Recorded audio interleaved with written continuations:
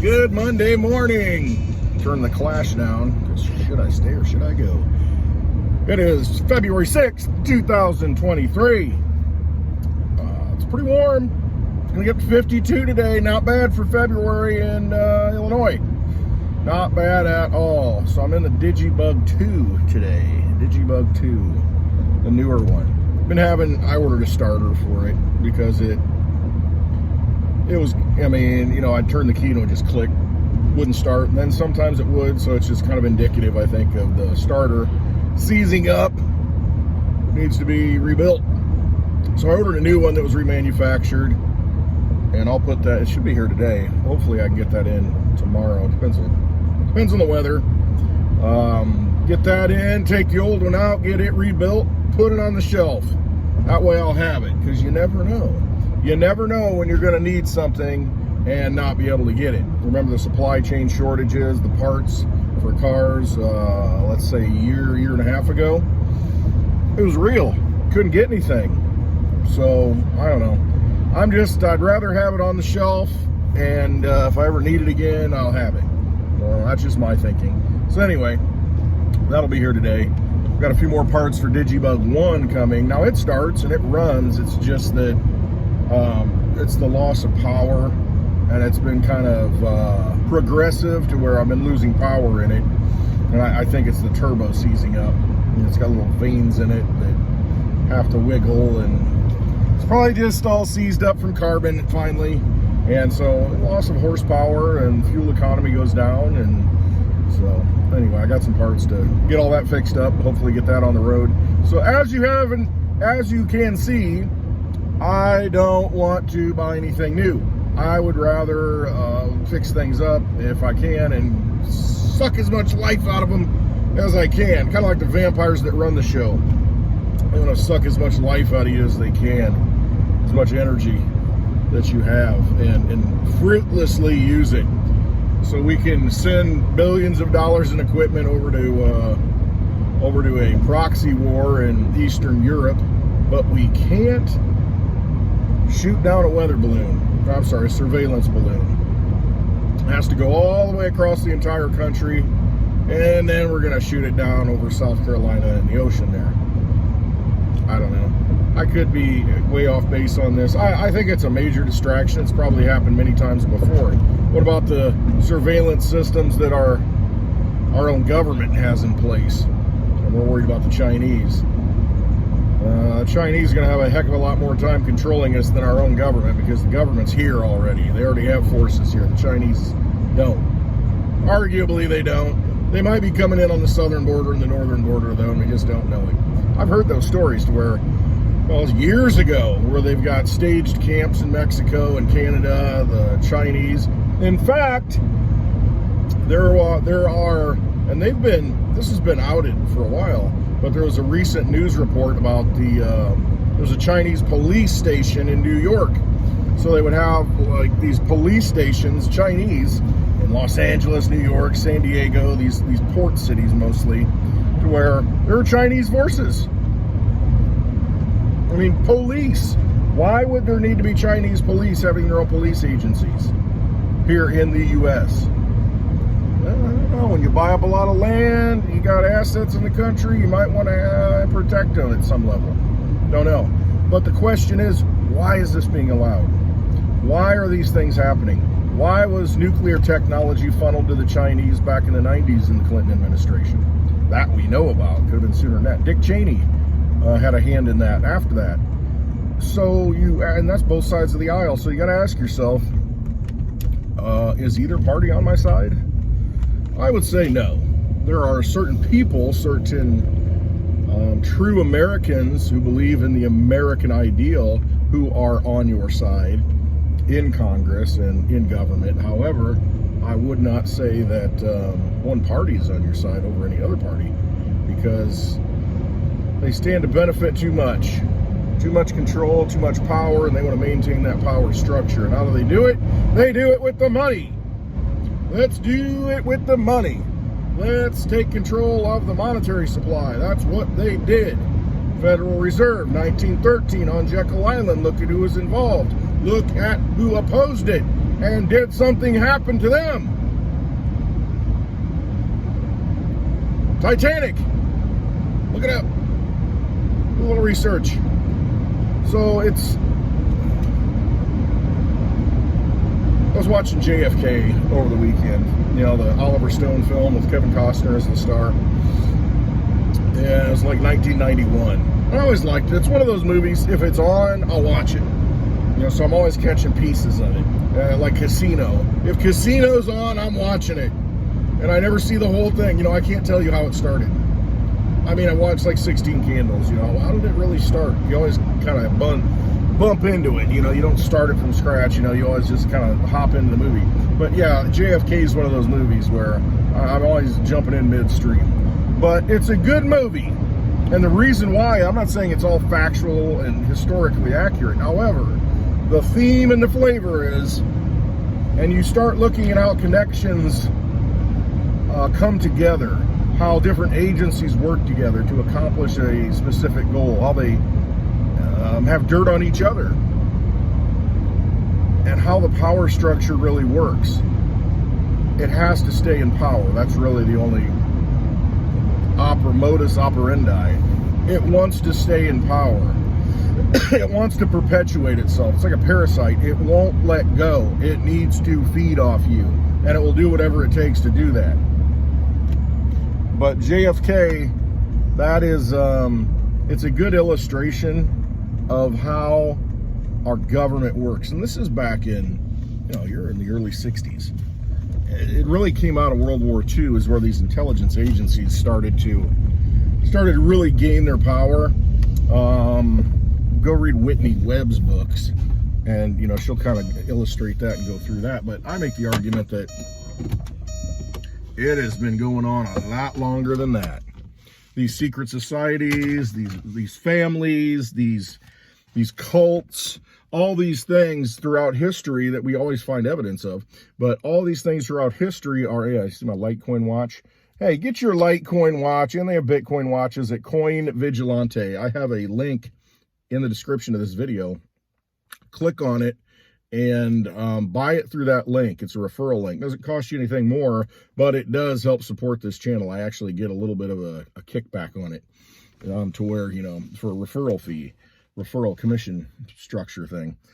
And so if you're going to buy one of those watches, use my link, and you can go out to my website too, clintwestwood.net, and use it that way. I mean, again, it doesn't cost you any more than you're paying already. It's like everything else linked out there. It's just, it gives me a little bit of kickback, you know, to support what I'm doing and get the parts for the DigiBugs, you know, my mobile studios here, to keep those running.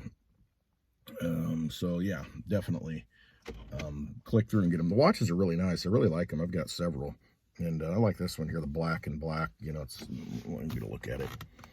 You can kind of see Litecoin upside down watch. But yeah, they have Bitcoin watches too. Several different styles, to whatever you choose. Support those communities, because support those people in the community who are supporting cryptocurrency. I mean, you know, Carlos and Hannah, they're expecting a child here any day. Maybe it'll be tomorrow on my birthday. That'd be pretty cool. But they started this company, and they didn't know if it was going to work. And so they had to front money for all these watches. They had to get a certain amount or else it wasn't going to happen. And so they did. They sold them, and, you know, a lot of people supported them. You can pay with crypto for these watches. You know, you can use Bitcoin, Litecoin to buy these watches. And so you're supporting an ecosystem, and you're supporting the innovation of people within that ecosystem. You're building a new economy. And so these are just the small steps, the small forays into that. And it's very important that we do that. I mean, the whole idea of Bitcoin, if you look back at the white paper, was to have a peer-to-peer electronic currency, something that you can send your value and energy to another person, and the government is not involved, the central bank is not involved, it's just you, it's peer-to-peer. You're sending that transaction to somebody. So in this case, you've got a network. You know, I pay with Litecoin, but you've got a Litecoin network that's been running over 11 years, and I choose to send some Litecoin for a tangible item, a watch, and I can send that directly. Here's your Litecoin. 84million.com, same thing. Again, links in the description for all this stuff, anything I talk about. It's on my website, clintwestwood.net. It's in the description of the YouTube video. Use those links, check them out. Again, you know, it just benefits the community. It benefits everybody in it. So, 84million.com. He's got prints out there. I printed some out, 20 by 30 inches. They're going in the bar. I mean, just really cool stuff. Litecoin Manifesto by Johnny Litecoin. Charlie Lee's, you know, the description of the Litecoin, you know, what it was when it first came out. I think it's on GitHub.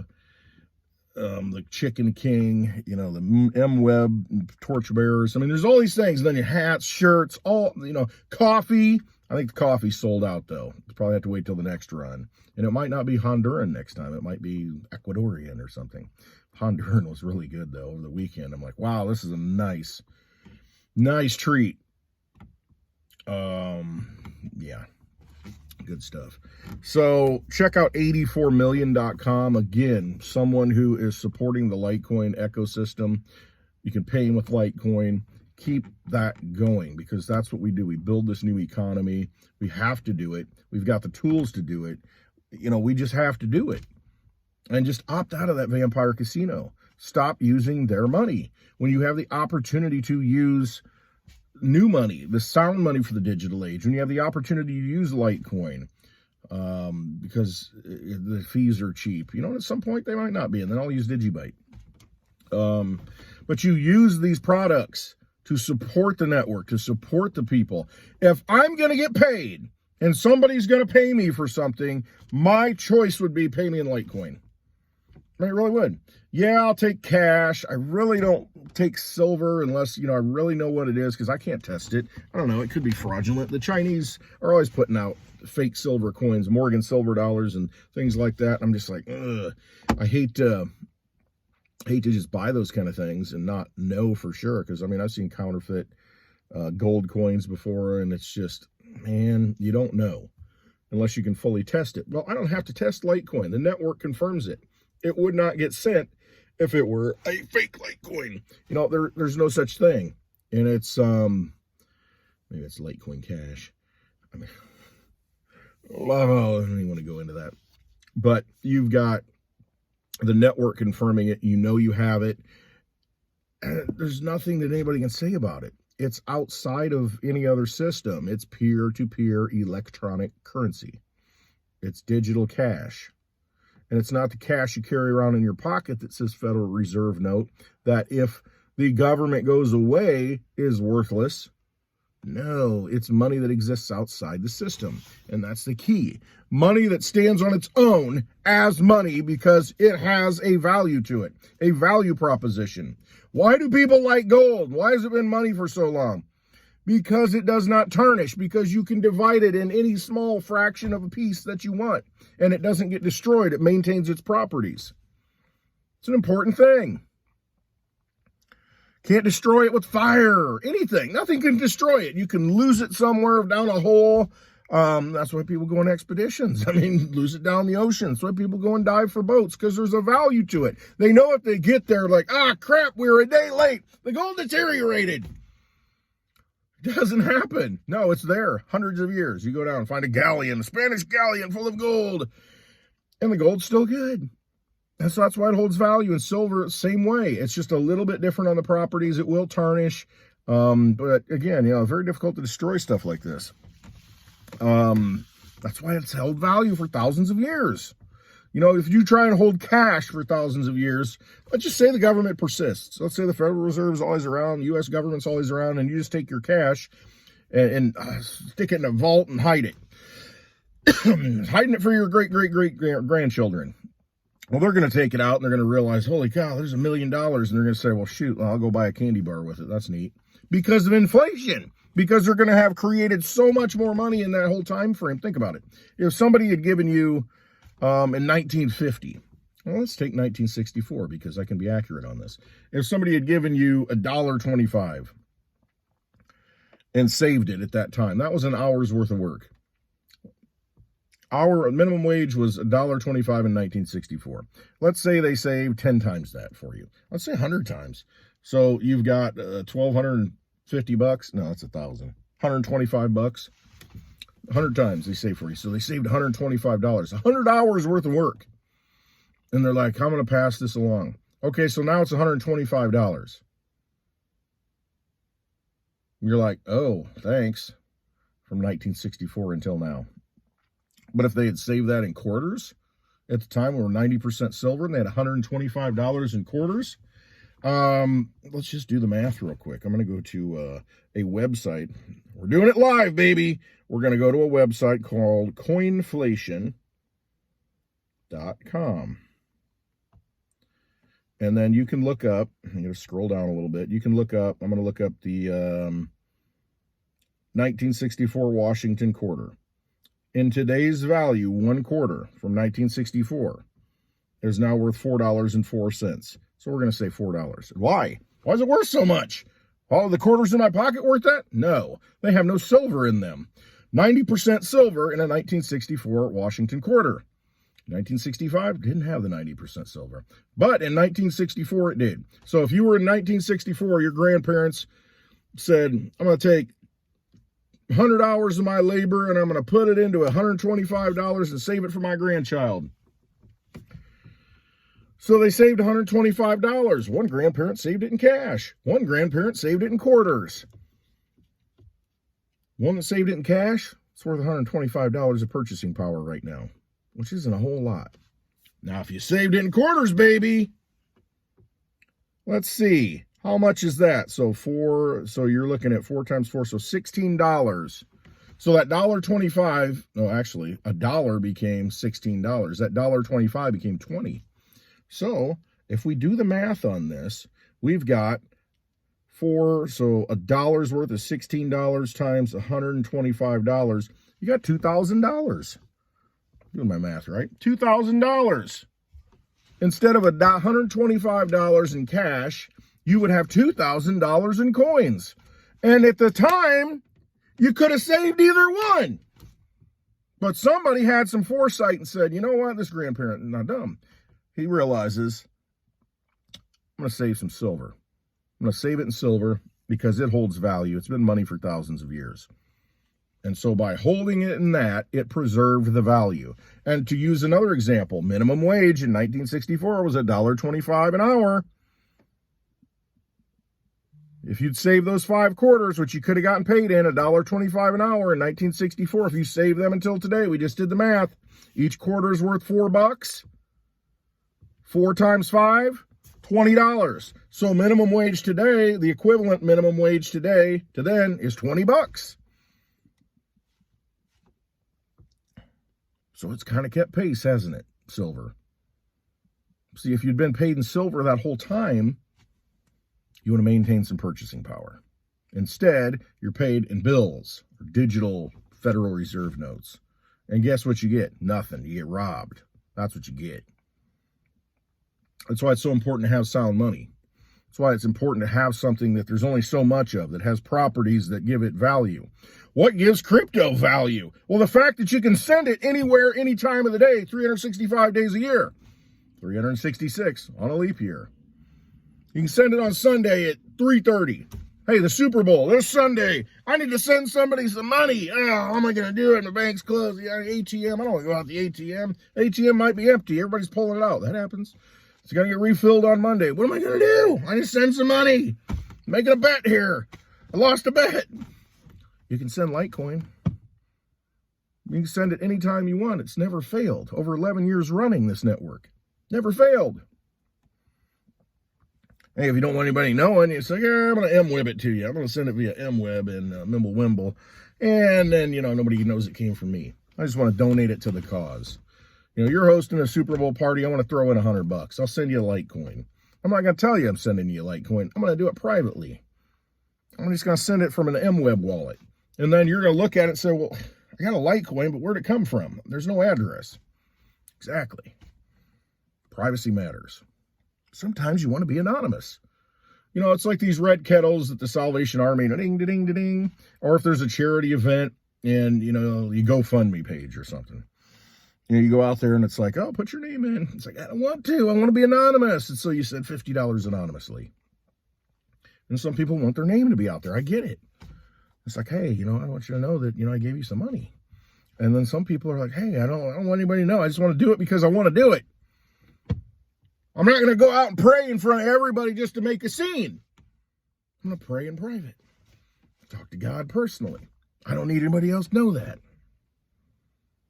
They need to go out and say, look at me. I'm going to pray. I'm doing good here. I'm a godly person. I'm humble. Okay, you see I'm humble? I mean, so there's ways to do things that, for different people. Some people don't want to be noticed. Some people don't want to be recognized. Some people just want to do things anonymously and privately. And they should have that option. Right now, you can't do it with Bitcoin because it's on a public ledger. Everybody can see it. They know your address. Boom, you're done. Mimble on Litecoin changes all that. You've got a privacy feature where you can send it and nobody knows where that money came from. It's private. It's a private transaction. I want to donate this anonymously. I don't want anybody knowing. I don't want anybody knowing what's in my wallet. Seeing my address. Seeing everything I do. It's like I want some privacy. Somebody's going to come rob me because, oh my gosh, he's got Litecoin. I mean, whatever reason, it doesn't matter. It's the fact that you should be able to do it. It's like the red kettle, as I was going to say. You can write a check to the Salvation Army. You know who you are.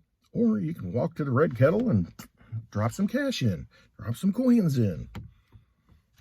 Around here for a long time, someone would drop in a it's not exactly 1 ounce gold, but a $20 gold coin.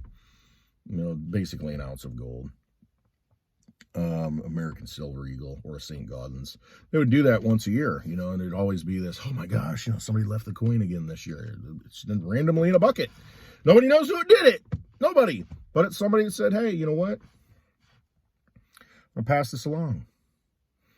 I don't need recognition. I don't need anyone to praise me. I just want to do it because I love people and I want to help people. I don't want anybody to know it, though. And there's nothing wrong with that. You should be able to do that. Anyway. Yeah, I mean, money, you got to start thinking about money. You got to start thinking about how to exit the vampire casino because that's all it's done. Just look at the news every day and you look at what government's not doing for you. And then you ask yourself, how I'm funding this? I'm funding it through my energy that's being robbed through inflation. It costs me more to buy things because they print more money. Or I got to pay more in taxes. Every time I buy more gas, I pay more taxes because there's taxes attached to every bit of gas. Government should be in the business of raising gas prices because they get more revenue. There's something to think about. Why would they want cheap gas? But then you look at it from an economic standpoint, it would make sense to make gas cheaper because you're going to drive demand and then it'll expand. You'll probably end up making more money in taxes because more people are using it. Anyway, there's different ways you can look at things.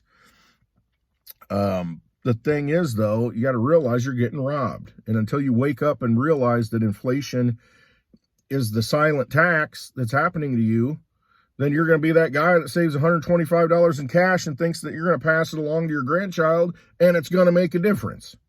Well, it's not going to make a difference. What's going to make a difference is if you put it in something sound that's going to hold value for all that time. Hey, how about a finite asset like Litecoin where there's only 84 million? There's only enough for 1/100th of a Litecoin for everybody in the world. Only enough if it's just the United States using it, which it isn't. It's a worldwide currency. If it's just the United States, there's only enough for 1/4 of a Litecoin for every person in the U.S. That's it. But we're a worldwide currency here. It's Litecoin. Anybody can use it anywhere in the world. EMP from a Chinese balloon shakes out most of the United States. Litecoin's gone. No, it's not.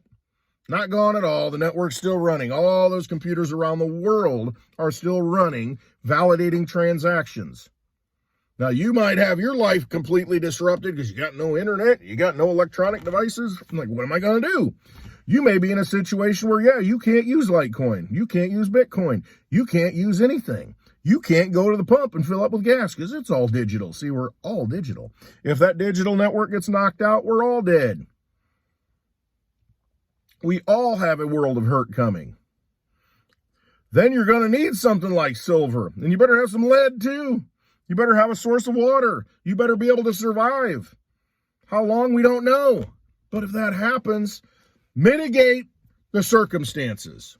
If we're going to continue as a society, it's going to be digital. So if you think your grandkids are going to be around and they're going to make it after you go, that society will go on, then you need to start looking at things that are digital, because it's all going to be digital. All the kids are digital already. That's it. They're digital. They're used to it. They have computers in the classroom. I mean, that's how they know. All they got tablets, and they pick them up and they know how to use them better than anybody else. They're used to it. They're going to do it. They're not going to know anything about horse and buggies.